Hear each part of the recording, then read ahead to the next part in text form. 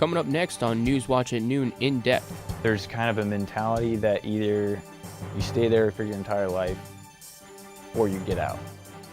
The lack of college prep in Appalachia, Ohio is making it difficult for students to get out of their small towns to pursue higher education. Today it's still a great place to live. I live right here in town.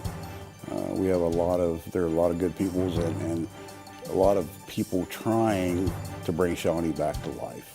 Small towns like Shawnee and Perry County work their way through economic struggles to bring back a thriving economy. We signed really late, and this was one of the few places that were available. Landlords versus tenants. Does it always have to be a battle in college towns? News Watch at Noon In Depth starts now.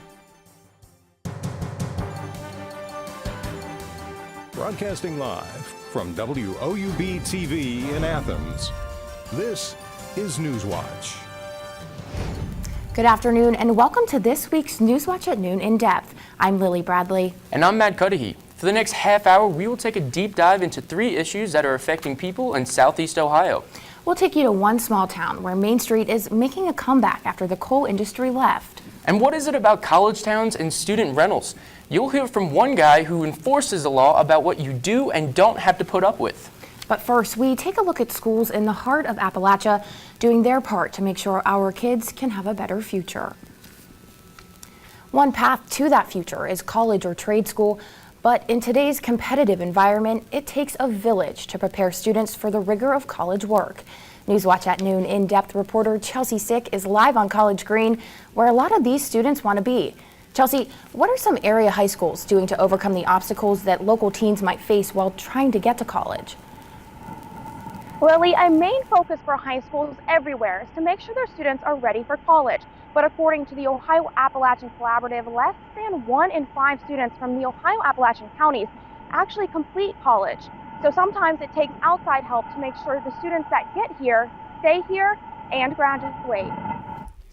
For many small former coal towns in Southeast Ohio, the future is not about moving on, but how to stay put and survive. How are these local communities keeping their small town feel but growing economically?